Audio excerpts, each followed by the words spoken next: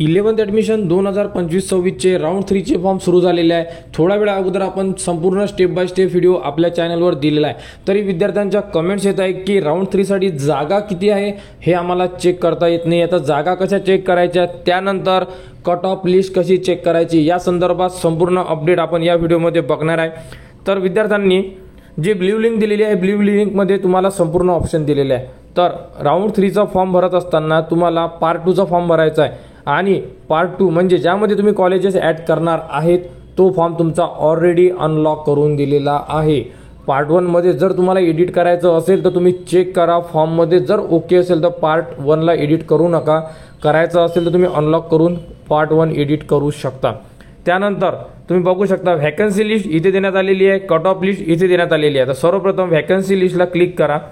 यामध्ये तुम्ही बघू शकता रिजन टाका, डिस्ट्रिक्ट टाका आणि त्यानंतर स्ट्रीम कोड टाकायची गरज नाही आहे। सर्चला क्लिक करा। सर्चला क्लिक केल्यानंतर तुमच्या समोर आर्ट, कॉमर्स आणि सायन्स तिन्ही फील्डचे कॉलेज तुमच्या समोर ओपन होणार। त्यानंतर इथे डाउनलोडचं ऑप्शन आहे, डाउनलोड करू शकता किंवा तुम्ही जी लिस्ट दिलेली आहे त्या लिस्टमध्ये तुम्ही चेक करू शकता की कोणत्या कॉलेजला किती जागा आहेत। जर आपण बघितलं, समजा एक नंबरचं कॉलेज बघितलं ज्यामध्ये आर्ट आहे, ॲडेड कॉलेज आहे, मराठी मीडियम आहे, त्यानंतर यामध्ये संपूर्ण ऑप्शन दिलेले आहे। तर बघू शकता टोटल इंटेक 60 आहे। एसटी साठी जागा किती आहे, 3 जागा शिल्लक आहे। एसटीला 4 जागा, व्हीजेएला 2 जागा शिल्लक आहे म्हणजे तिसऱ्या राऊंडसाठी। त्यानंतर एनटीबी, एनटीसी बघू शकता 1 जागा, 2 जागा, इथे 1 जागा, एसबीसीला 1, ओबीसीला 7 जागा, एसीबीसीला 6 जागा।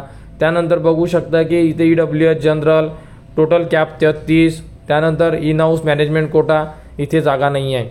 अशा प्रकारे तुम्ही संपूर्ण जागा चेक करून घ्या ज्या कॉलेजला ॲडमिशन घ्यायची आहे। त्यानंतर स्ट्रीमसुद्धा चेक करा की स्ट्रीम कोणती चेक करत आहे, नाहीतर तुम्ही करणार आहे सायन्सला ॲडमिशन आणि चेक करणार ॲडमिशन की म्हणजे स्ट्रीम आर्टची, त्यामुळे इथे स्ट्रीम चेक करा की कोणती स्ट्रीम दिलेली आहे, आर्ट, कॉमर्स, सायन्स। त्यानंतर चेक करा इथे स्ट्रीम दिलेली आहे। अशा प्रकारे तुम्ही चेक करू शकता। तर तुम्ही या प्रकारे अगोदर जागा किती एकदा चेक करा, नाहीतर असं होईल की तुम्ही ते कॉलेजेस ॲड करणार भरपूर सारे 10 कॉलेज आणि त्यामध्ये जागा खूप कमी राहणार आहे। त्यामुळे जागा चेक करून टाका, कारण की आता यानंतर एकच राऊंड बाकी आहे, 4था राऊंड।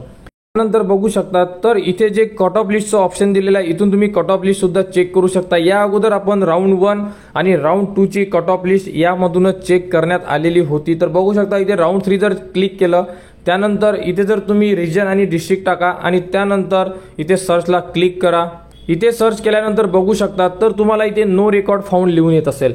अजूनपर्यंत 11 डिपार्टमेंट 2025 यांच्याकडून कट ऑफ लिस्ट राऊंड 3 साठी देण्यात आलेली नाही आहे, कारण तुम्ही कोणतेही डिस्ट्रिक्ट टाका तुम्हाला कोणतेही कट ऑफ लिस्ट देण्यात आलेली नाही। या अगोदर जरी राऊंड 1 आणि राऊंड 2 मध्ये आपण कट ऑफ लिस्ट चेक केलेली आहे, परंतु राऊंड 3 साठी कट ऑफ लिस्ट साईटवर उपलब्ध करून दिलेली नाही आहे। त्यामुळे विद्यार्थी कट ऑफ लिस्ट चेक करू शकत नाही, फक्त आणि फक्त तुम्ही व्हॅकन्सी लिस्ट चेक करू शकता, जसे की आपण आता सांगितलेले आहे त्या प्रकारे।